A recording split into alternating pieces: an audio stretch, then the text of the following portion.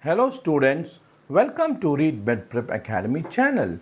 Today in Economically Important Plants and Entrepreneurial Botany Part 5, we are going to talk about the introduction to entrepreneurial botany and organic farming. What is entrepreneurial botany?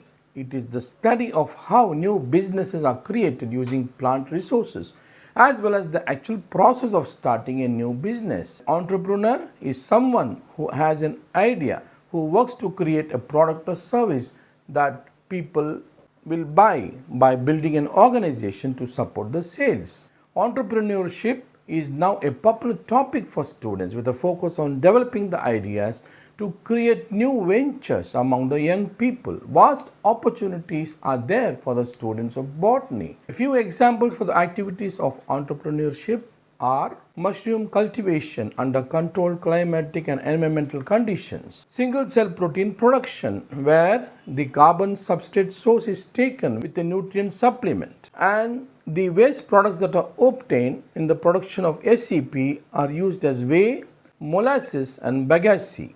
Agricultural sources are produced like the lignin, cellulose and hemicellulose. High energy sources are obtained like the methanol, ethanol and the gas oil.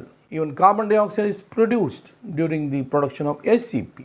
The carbon substrate is put in a fermenter with the SCP producing microbes, which are fungi, algae, bacteria and yeast, and filtration purification is done and the drying of the product is done, which results in the obtaining single cell protein, and this is subjected to semi-solid fermentation or submerged fermentation. Seaweed liquid fertilizer are obtained from the seawater. They consume a lot of carbon dioxide and sunlight and helps in the production of food, and these seaweeds also produce oxygen, nutrients, scrubbed effluent. The effluents that are taken from the surface of the sea are subjected to extraction, which results in the production of colloids, biochemicals, and they are also subjected to fermentation, which results in obtaining methane, alcohols, esters and acids. They also are subjected to pyrolysis, which results in the production of gas,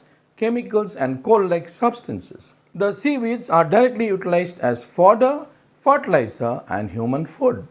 Organic farming is another entrepreneurial botany which helps in crop rotation. No agrochemicals are used. No genetically modified organisms are utilized.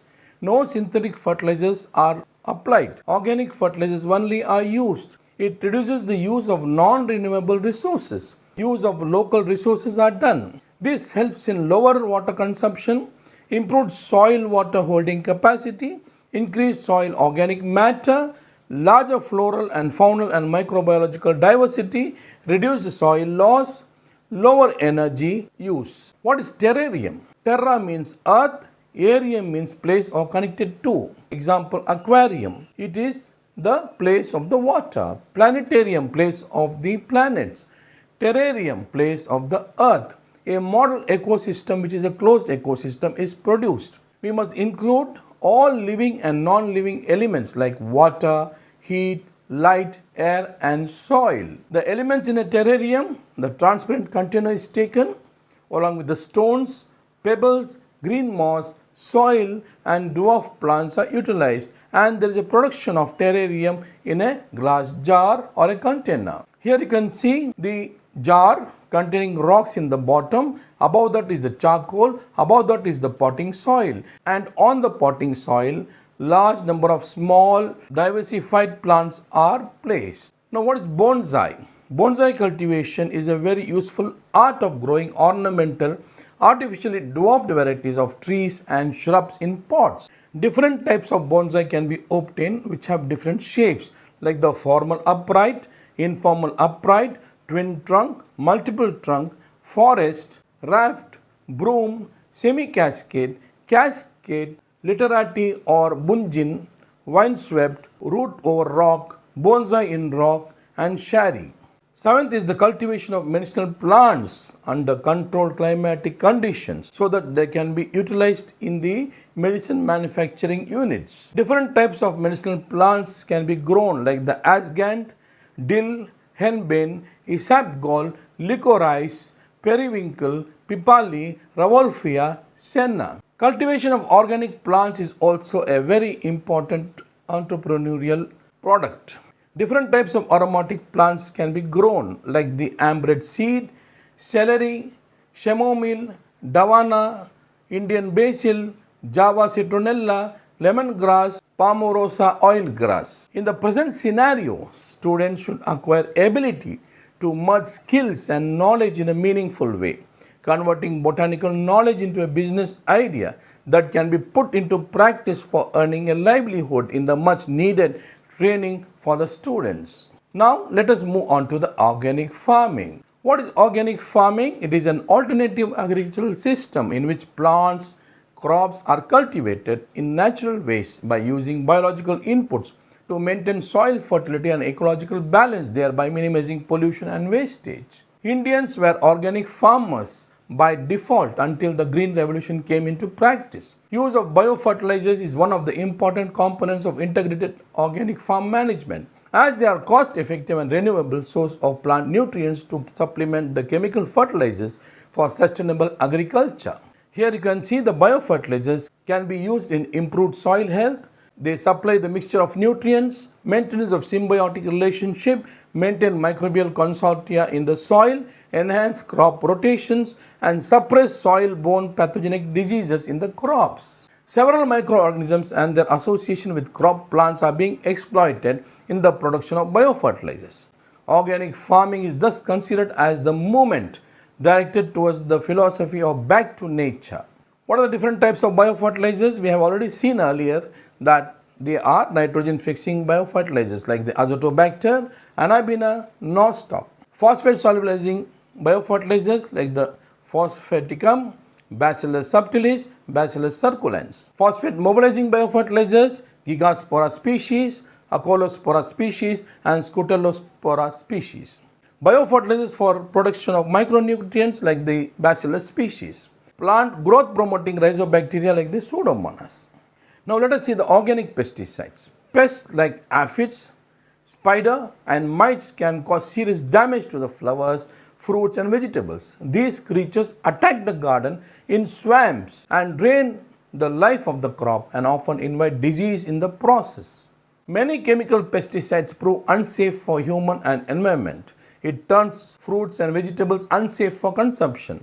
Thankfully, there are many homemade organic options to turn to war against pests. Now, let us see the preparation of organic pesticide. Mix 120 gram of hot chilies with 110 gram of garlic or onion. Chop them thoroughly. Blend the vegetables together manually or using an electric grinder until it forms a thick paste. Add the vegetable paste to 500 ml of warm water. Give the ingredients a stir to thoroughly mix them together. Pour the solution into a glass container and leave it undisturbed for 24 hours. If possible, keep the container in the sunny location. If not, at least keep the mixture in a warm place. Strain the mixture. Pour the solution through a strainer. Remove the vegetables and collect the vegetables infused water and pour into another container. This filtrate is the pesticide. Either discard the vegetables or use it as a compost. Pour the pesticide into a squirt bottle. Make sure that the spray bottle has first been cleaned with warm water and soap to get rid of any potential contaminants.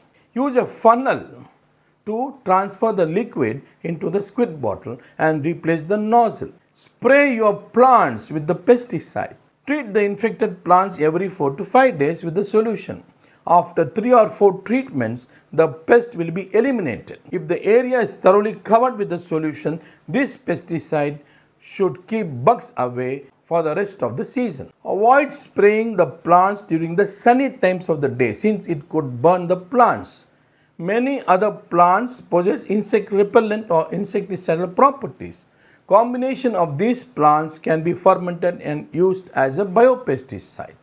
Now, what is BioPest Repellent? Botanical pest repellent and insecticide made with the dried leaves of Azadirachta indica or neem. How to prepare the BioPest Repellent? Pluck some leaves from the neem tree and chop the leaves finely. The chopped up leaves were put in a 50-liter container and fill with half water. Put the lid on and leave it for 3 days to brew. Using another container, strain the mixture which has brewed for 3 days to remove the leaves. Through fine mesh sieve, the filtrate can be sprayed on the plants to repel the pests. Make sure that the pest repellent sticks to the plants. Add 100 ml of cooking oil and the same amount of soap water. The role of the soap water is to break down the oil, and the role of the oil is to make it to stick to the leaves. The stewed leaves from the mixture can be used in the compost heap or around the base of the plants. From the first day to the 60 days, these leaves are converted into a compost. So today in Economically Important Plants and Entrepreneurial Botany Part 5, we talked about the introduction to entrepreneurial botany and organic farming. Thank you. Kindly subscribe, like, share and comment our channel Read Medprep Academy. Register in our website for UG and PG NEET like MCQs www.readmedprepacademy.com. Our Facebook ID is Read Medprep Academy. Our email is readmedprepacademy@gmail.com. Our Instagram is Read Medprep Academy. Kindly post your questions in the comment box. We will reply with appropriate answers. Join Read Medprep Academy for UG and PG NEET preparation. Kindly WhatsApp the number given below. Thank you very much.